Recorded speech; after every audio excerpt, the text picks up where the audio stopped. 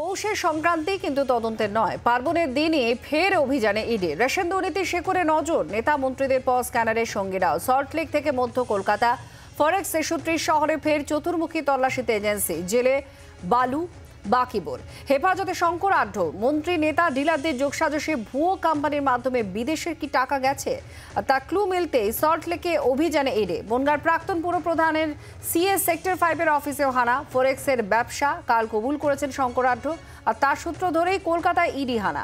চৌরঙ্গিতে আঢ্যদের বিদেশি মুদ্রা এক্সচেঞ্জের অফিসে অভিযান। 20,000 কোটির কেলেঙ্কারিতে কলিন স্ট্রিট, মার্কুই স্ট্রিটেও অপারেশন। প্রায় 4 ঘন্টা ধরে চলল তল্লাশি মার্কুই স্ট্রিটে। সেক্টর 5 থেকে এই মুহূর্তে আমাদের সঙ্গে আমাদের প্রতিনিধি পিয়ালি রয়েছেন, বিস্তারিত জানাচ্ছেন। পিয়ালি, কি আপডেট রয়েছে এখনো পর্যন্ত এই তল্লাশির?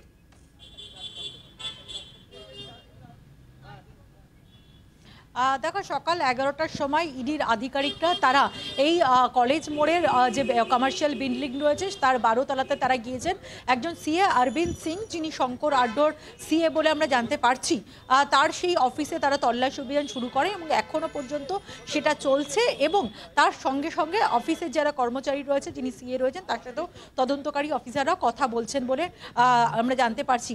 তুমি জানো যে এখনও পর্যন্ত এনফোর্সমেন্ট ডিরেক্টরেট হোক বা সিবিআই যে সমস্ত দুর্নীতিগুলো তদন্ত করছে, তার মধ্যে সবথেকে বেশি অঙ্কের টাকার দুর্নীতি কিন্তু উঠে আসছে এই যে রেশন বন্টন দুর্নীতি বা ধানের সহায়ক মূল্যের টাকা নিয়ে যে দুর্নীতি। তার কারণ এর আগে নিয়োগ দুর্নীতি হোক বা মিউনিসিপ্যাল নিয়োগ দুর্নীতি হোক, সেক্ষেত্রে যেটা দেখা গেছিলো যে এক একজন ক্যান্ডিডেটের কাছ থেকে 4 লক্ষ টাকা, 5 লক্ষ টাকা, কারোর কাছ থেকে 8 লক্ষ টাকা নেওয়া হয়েছিল এবং সেটা কয়েকশো কোটি টাকার দুর্নীতি। কিন্তু এক্ষেত্রে 20,000 কোটি টাকার দুর্নীতি হয়েছে বলে তারা মনে করছেন এবং সেটা কিন্তু সরকারি টাকা। তার কারণ একদিকে গমের একটা অংশ যেটা সাধারণ মানুষের পাওয়ার কথা ছিল পাবলিক ডিস্ট্রিবিউশন সিস্টেমের মাধ্যমে, সেখান থেকে একটা বড় অংশ কেটে নিয়ে কালোবাজারি করা হয়েছে। অন্যদিকে ধানের সহায়ক মূল্য কেনার নামে কোটি কোটি টাকা রাজ্য সরকারের যে সরকারি যে খাজানা, সেখানকার টাকা কিন্তু একেবারে লোপাট করা হয়েছে এবং এখনও পর্যন্ত 20,000 কোটি টাকার তদন্তকারী অফিসাররা মনে করছেন এই দুর্নীতি হয়েছে।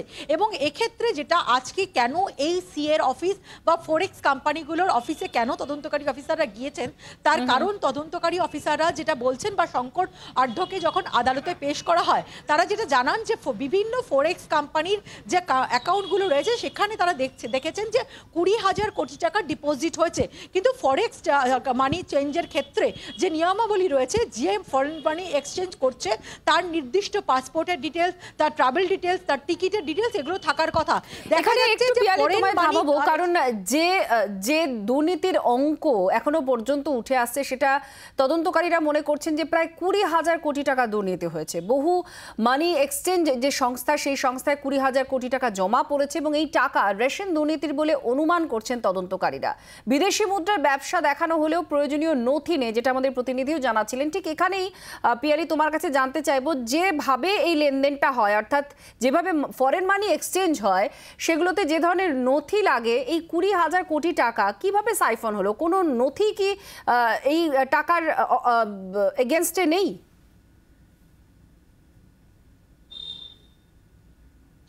দেখো, শঙ্কর আঢ্যর কথা যখন তদন্তকারী অফিসাররা জানতে পারেন এবং জ্যোতিপ্রিয় মল্লিকের এই দুর্নীতির টাকা সরাতে সাহায্য করেছিলেন শঙ্কর আঢ্য, যখন তারা জানতে পারেন, তখন তারা জানতে পারেন যে এই শঙ্কর আঢ্য ফরেন মানি এক্সচেঞ্জের কারবারের সঙ্গে যুক্ত।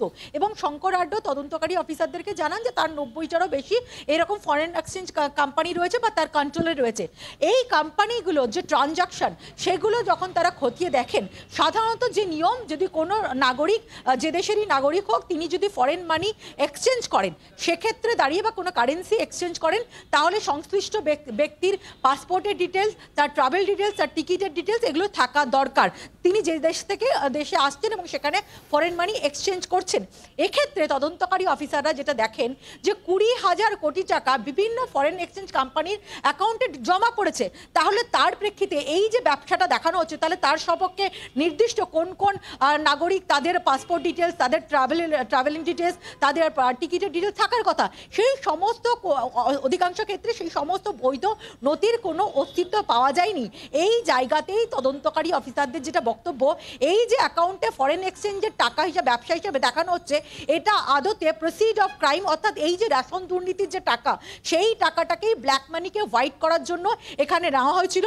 এবং আরও তাৎপর্যপূর্ণভাবে তদন্তকারী অফিসাররা দাবি করছেন, এই যে 20,000 কোটি টাকা ডিপোজিট হয়েছিল, তার মধ্যে অত্যন্ত গুরুত্বপূর্ণভাবে শঙ্কর আড্ডর রিমান্ড লেটারে তারা উল্লেখ করেন যে 9,000 থেকে 10,000 কোটি টাকা, এই যে টাকার অঙ্ক, that belongs to Jyotipriya Mallick. অর্থাৎ জ্যোতিপ্রিয় মল্লিকেরই এই 20,000-এর মধ্যে 9,000 থেকে 10,000 টাকা, যে টাকা ফরেন কারেন্সিতে কনভার্ট করা হয়েছে।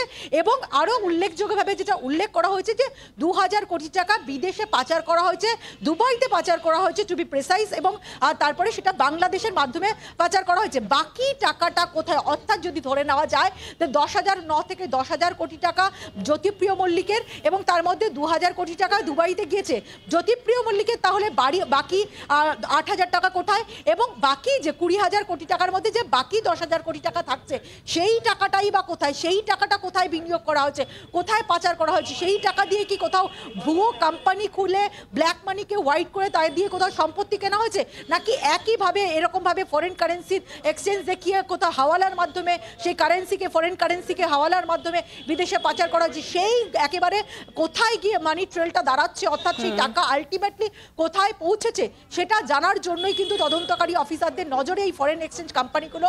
এবং তার সঙ্গে সঙ্গে যেহেতু এই জ্যোতিপ্রিয় মল্লিকের যিনি সিএ এবং এই ধরনের যারা ফিনান্সিয়াল অ্যাডভাইজার হয়, তারা কিন্তু অনেক ক্ষেত্রে কিভাবে ব্ল্যাক মানি হোয়াইট করা যাবে, আমরা অতীতেও এরকম ধরনের দেখেছি। তুমি জানো যে অনুব্রত মণ্ডলের সিএ মনীষ কোঠারি, তাকে গ্রেপ্তার করা হয়েছিল, এবং তারা মূলত এই ধরনের ফিনান্সিয়াল যারা অ্যাডভাইজার, তাদের সাহায্য নিয়েই এই ধরনের একেবারে কালো টাকাকে সাদা করার যে পন্থা, সেগুলো মূলত সাহায্য করে থাকেন। এক্ষেত্রে এই যিনি সিএ, তার ভূমিকা, তাদের কোম্পানির যে ট্রানজাকশন, এই সমস্ত কিছু কিন্তু তদন্তকারী অফিসাররা দেখছেন। একবারে বাংলার আওয়াজ, বাঙালির আবেগ, জি 24 ঘন্টা।